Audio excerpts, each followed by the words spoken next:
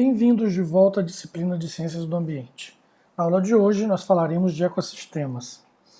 Bom, a palavra ecossistema ela vem do grego e significa casa, de oikos, e sistema, de sistema mesmo.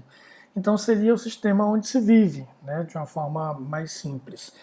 Seria o conjunto de todas as populações, que a gente chama de biocenose, que vive e que interage em um determinado local, e também os fatores abióticos que estão presentes naquele local, que a gente chama de biótopo, em um determinado intervalo de tempo. Então eu tenho aí uma escala temporal, uma escala espacial e um conjunto de indivíduos que interagem dentro desse espaço físico nesse intervalo de tempo. Isso seria chamado, ou seria considerado a unidade básica do estudo da ecologia. Bom, então diferentes definições vão ser encontradas na literatura, mas seria uma unidade que inclui todos os organismos num determinado local que interagem com o ambiente físico e também entre eles, né, de tal forma que o fluxo de energia cria claramente uma estrutura trófica, ou seja, eu consigo perceber a passagem, né, de energia, a transferência de energia de um indivíduo para outro indivíduo numa estrutura de cadeia alimentar. Também inclui a diversidade e a circulação de substâncias, né?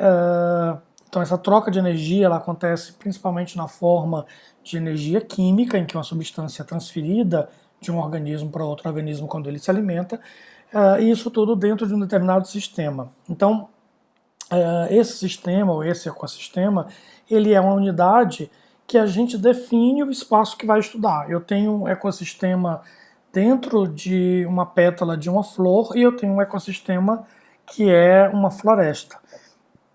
Uma vez definido o espaço físico que nós vamos estudar e o intervalo de tempo que nós vamos estudar, nós encontramos o ecossistema daquele ambiente específico naquele tempo.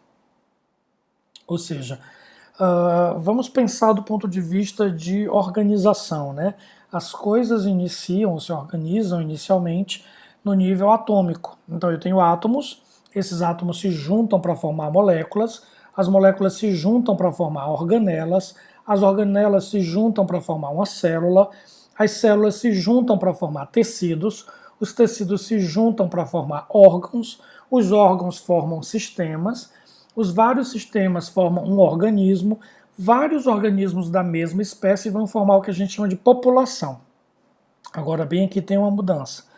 Não são várias populações iguais que vão formar uma comunidade, são várias populações diferentes, então eu tenho vários organismos diferentes que vão formar uma comunidade.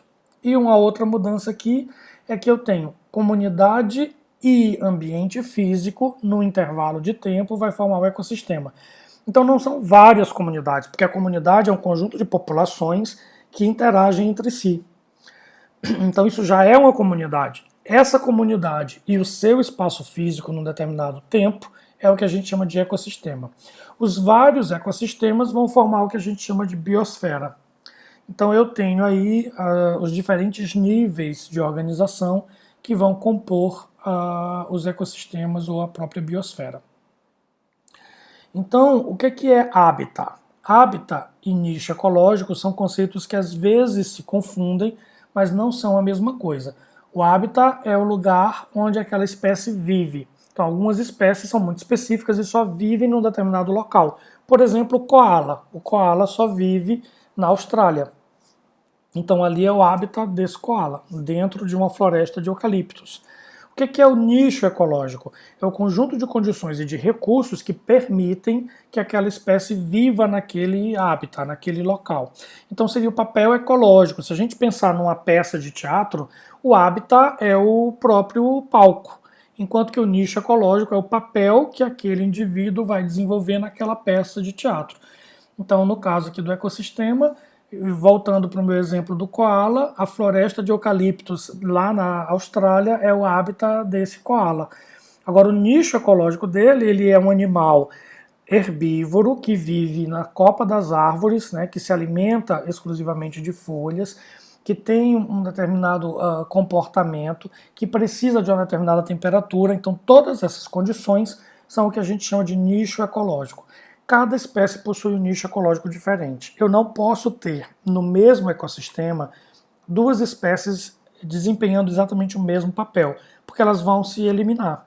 Então, por exemplo, lá na savana da África, nós temos dois grandes felinos. Nós temos o leão e nós temos o guepardo, né? Por que eles conseguem conviver nesse mesmo espaço? Porque eles não têm exatamente o mesmo nicho ecológico. Os leões, né, principalmente as leoas, saem para caçar à noite, caçam em bando, vivem no solo, dificilmente elas estão expostas à luz de sol intenso. Enfim, elas têm todo um conjunto de condições de se desenvolver, diferente do guepardo, que vive sozinho, basicamente, só se encontra para cópula, caça a sua presa em grandes velocidades, né, correndo com a presa, tem hábitos completamente diferentes das leoas, então elas não têm nicho ecológico exatamente igual. E essas diferenças, por menores que sejam, são suficientes para que elas possam coabitar. Se por outro lado elas vivessem exatamente com o mesmo nicho ecológico, uma das duas teria que desaparecer. Então, cada organismo dentro de um ecossistema desenvolve, né, um papel diferente e tem condições que são exigidas de forma diferente das outras espécies. Então, um exemplo de condições, né, seria temperatura e umidade, altitude, latitude, tudo isso afeta, né, o espaço físico em que os organismos vão se desenvolver. A presença de tocas, de lugares para formar ninhos, né, de lugares para se proteger, a disponibilidade de nutrientes, né, então esses alimentos das mais diferentes formas de alimentos que estejam disponíveis para que aquele organismo possa sobreviver, né, a presença de vegetação não apenas como fonte de alimentos, mas também como abrigo, como garantia da temperatura e da umidade. Então esse tipo de vegetação ele pode favorecer uma espécie e desfavorecer outra. Então o conjunto de todas essas condições vai dar aquilo que a gente chama de nicho. Então vocês podem dizer assim, professor, mas uma árvore, por exemplo, na Amazônia, ela tem o mesmo nicho ecológico de uma outra. Isso não é exatamente verdade. Algumas árvores, por exemplo, elas são mais altas e elas formam realmente o telhado da floresta. Essas recebem luz diretamente, elas aguentam uma temperatura diferente das que estão mais abaixo e uma quantidade de luz também diferente das que estão mais abaixo. Quando você vai descendo essa altura das árvores, você vai encontrando outras espécies. Algumas espécies precisam de meia sombra e precisam de uma determinada quantidade de umidade que aquela que está lá no topo não tem. E, finalmente, quando você chega no solo da floresta, você vai ter uma série de organismos vegetais que recebem pouquíssima luz, que têm uma grande quantidade de água, uma grande umidade e uma temperatura diferente daquela que está lá fora. Então, esses organismos têm um nicho ecológico diferente dos outros. Além disso, uma espécie serve de alimento para uma outra espécie, mas não para uma terceira. Então, isso tudo compõe o nicho ecológico e é por isso que aquelas diferentes árvores convivem, porque elas não estão exatamente desempenhando o mesmo papel naquele ambiente.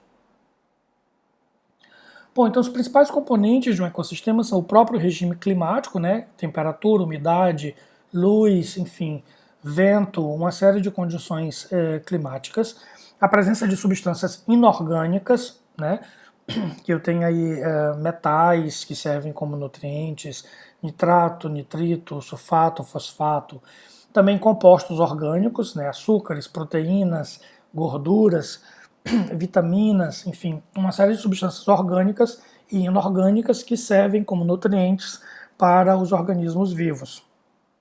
Isso é o que a gente chama de ciclo, né? Essa disponibilidade dessas substâncias é o que a gente chama de ciclo de matéria e energia, que nós vamos ver numa aula a posteriori.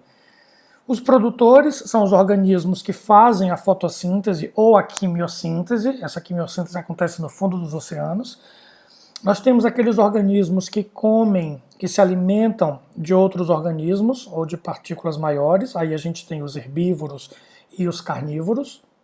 E nós temos os organismos que se alimentam dos restos que estão se decompondo, como fungos e bactérias, que vão degradar essa matéria orgânica que está disponibilizada ali, transformando de novo nos nutrientes que vão ser usados pelos produtores para fazer fotossíntese, para serem depois alimento dos herbívoros, que depois vão ser dos carnívoros, e depois toda essa matéria orgânica vai de novo ser decomposta por esses decompositores. Então, a gente tem aí um ciclo, né, de matéria também dentro dos organismos vivos. Além dos ciclos biogeoquímicos, que nós vamos ver numa aula posterior, nós também temos os ciclos dentro dos organismos vivos que a gente chama de cadeia trófica. E isso é o que a gente chama de biomassa, né? Esse crescimento de organismos vivos dentro de um ecossistema forma o que a gente chama de biomassa. Por que a biomassa é muito importante? Hoje, principalmente, né? Porque a gente tem aí o acúmulo de energia. A quantidade total de energia que é acumulada no sistema, ela é acumulada na forma de biomassa. A energia é transformada em energia química e fica armazenada dentro dos organismos vivos, na forma, de novo, de proteínas, açúcares e gorduras.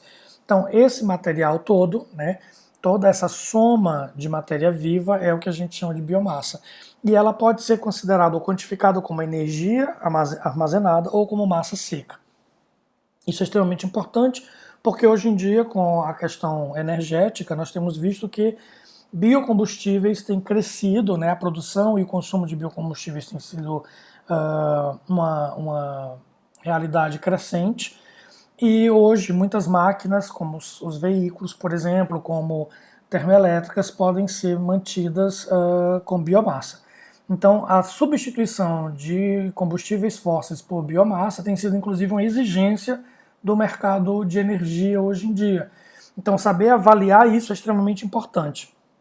Então, isso pode ser feito, por exemplo, até com fotos de satélite, né? Se retira uma foto de satélite de uma área, se estima, né, a partir daí a ocupação dessa área por organismos vivos a partir de amostragens, e aí você tem uma estimativa dessa biomassa produzida.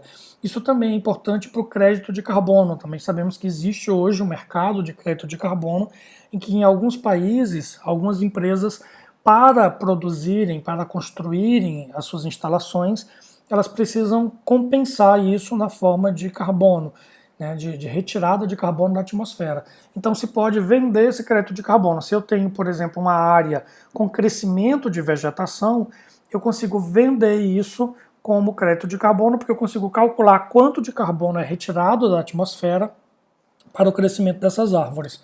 E aí eu consigo negociar. Não é simples, tem toda uma bolsa de valores, é preciso de uma empresa de certificação que vá fazer a acreditação dessa área, mas existe esse mercado. Bom, então aqui a gente tem uma imagem que mostra um pouco dessa cadeia trófica, onde diferentes organismos aqui, né, convivem nessa mesma área, desempenhando diferentes papéis, e esse sistema é chamado de sistema em homeostase. Por quê? Porque a quantidade de indivíduos que vive ali está em equilíbrio. A gente vai ter, por exemplo, um grande número de produtores, uma grande quantidade de biomassa de produtores que vai ser consumida, né, pelos herbívoros. Tem muito mais herbívoros do que carnívoros, porque eles vão ser consumidos pelos carnívoros e assim por diante. Então nós temos aí um sistema que está em equilíbrio. Quando algum acidente acontece, quer seja de origem humana, quer seja natural, esse equilíbrio ele é quebrado. Imaginem que nessa região a gente tenha uma erupção vulcânica, por exemplo, ou um terremoto. Então, vários organismos vão desaparecer e isso quebra o equilíbrio. Com o tempo, esse equilíbrio tende a ser restabelecido. E aí, novamente, esse sistema chega a um ponto em que a gente chama de um ponto de homeostase. Então, essa homeostase é esse equilíbrio dinâmico, né? A gente diz que é equilíbrio dinâmico porque essa onça que está aqui na figura ela não vai viver para sempre, ela vai morrer. Só que quando ela morrer, ela vai deixar descendentes. E esses descendentes vão estar de novo em equilíbrio com o número de descendentes das outras espécies. Então, esses organismos estão nascendo e morrendo o tempo todo, mas essa proporção entre eles se mantém.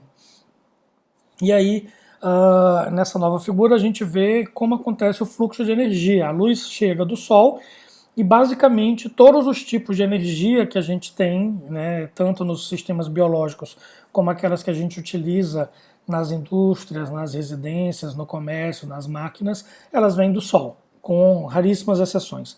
Mas isso também nós explicaremos melhor numa outra aula. E aí, como a gente tem uma indústria, em que a gente tem entrada de matéria-prima e entrada de energia, os sistemas biológicos funcionam de forma muito parecida. A gente também tem o ingresso de nutrientes, que seria a entrada da matéria-prima, e nós temos o ingresso de energia. E isso vai sendo transformado ao longo dessa cadeia trófica como se esse ecossistema fosse, na verdade, uma linha de produção. E é claro, os excedentes desse sistema são exportados, quer seja pela atmosfera, pela água ou até mesmo pelo solo.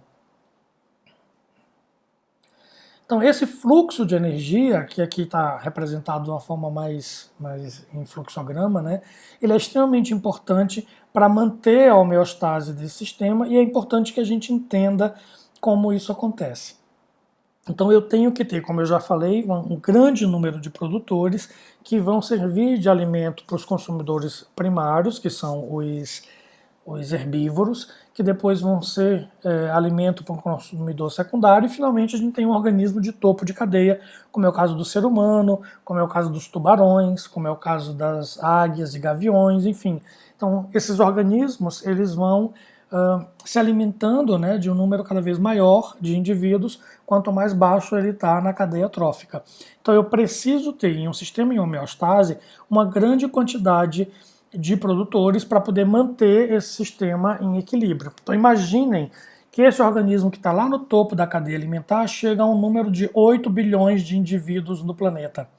Então isso pode comprometer o equilíbrio desse ecossistema, porque eu posso ter falta, né, carência de organismos nas cadeias, nos níveis inferiores da cadeia trófica.